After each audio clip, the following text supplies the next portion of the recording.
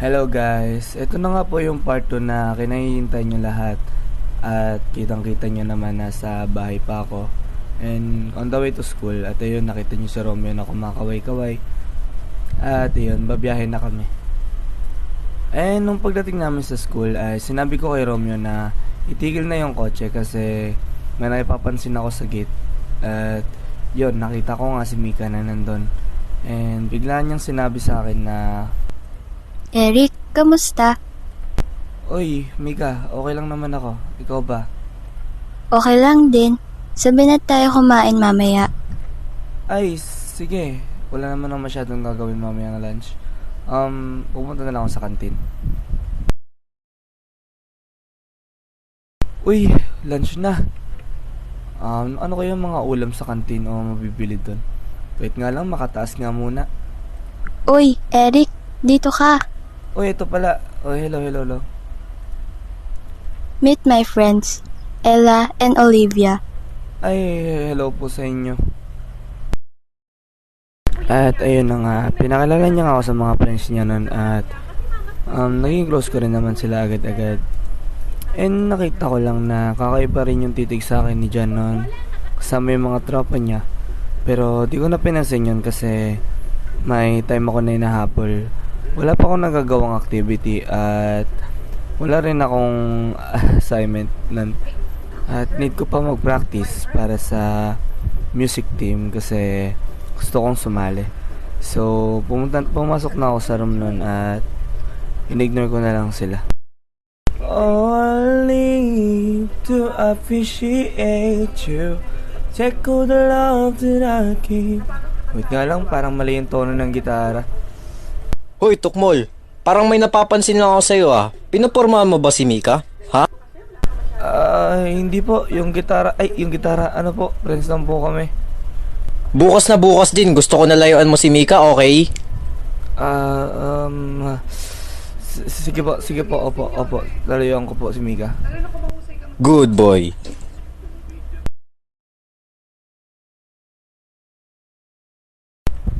Oy, Eric, sabay na tayo pumasok. As I expected na mangyayari yung sinabi sa akin ni Jan. At ayun na nga, nangyari na nga yun.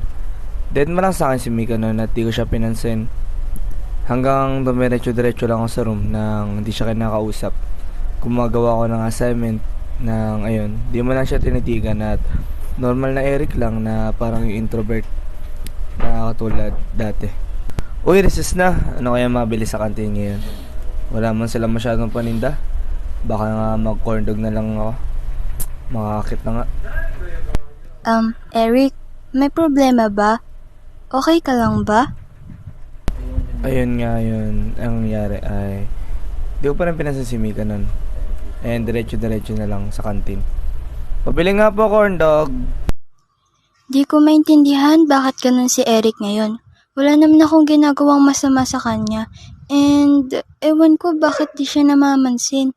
Nagulat din ako nun kasi hindi naman siya ganun.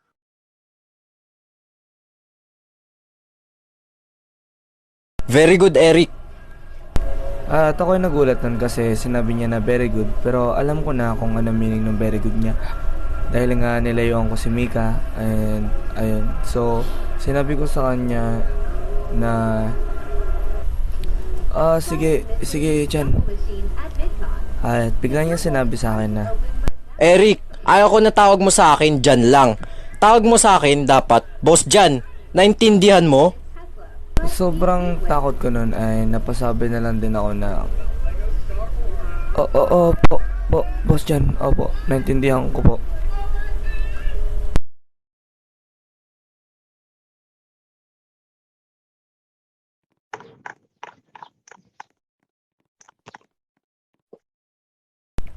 Sir Romeo, nasan po si Eric? Ma'am, sabi niya daw po, pag may naghanap sa kanya ay wag ko daw sabihin kung nasaan siya.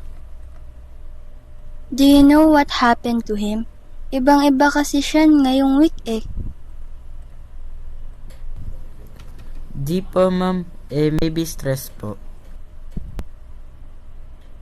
Sige, uwi na ako. Pag tinanong niya kung sino yung bumisita, sabihin mo si Mika. Sige po, ma'am. Noted po. Narinig ko yung usapan ni Mika at ni Romeo.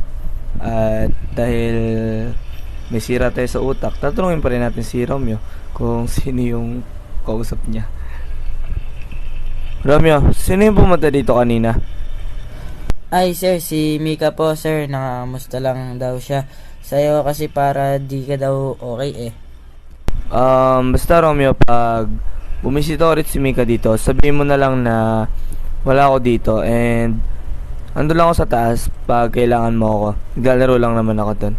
Okay, bye-bye. Habang pupunta na ako sa room ko noon upang matulog ay nag-chat sa akin si Mika, tumunog yung cellphone ko. Sabay sabi ni Mika na, Hi, ayos ka lang ba?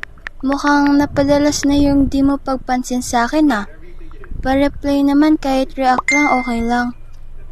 nag-react ako kay Mika no ng heart.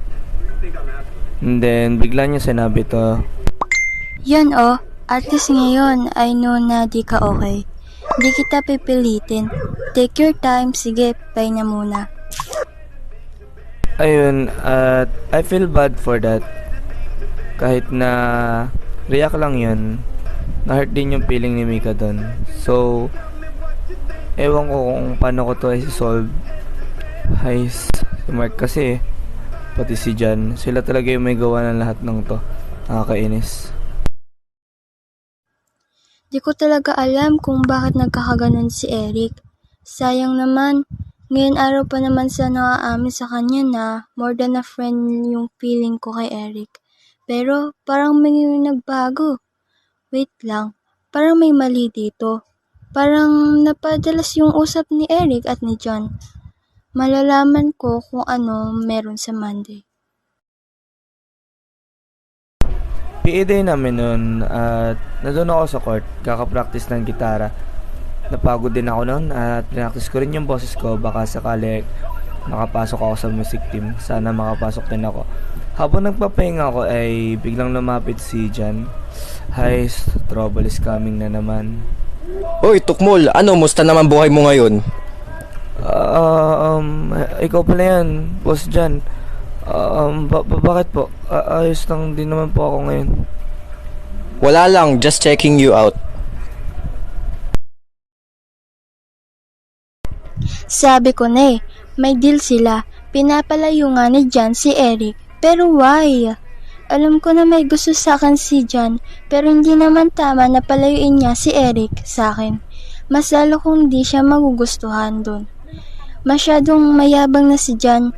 Pagsisisihan niya to, humanda ka sa Monday, John. Di na tama yung ginagawa niya kay Eric.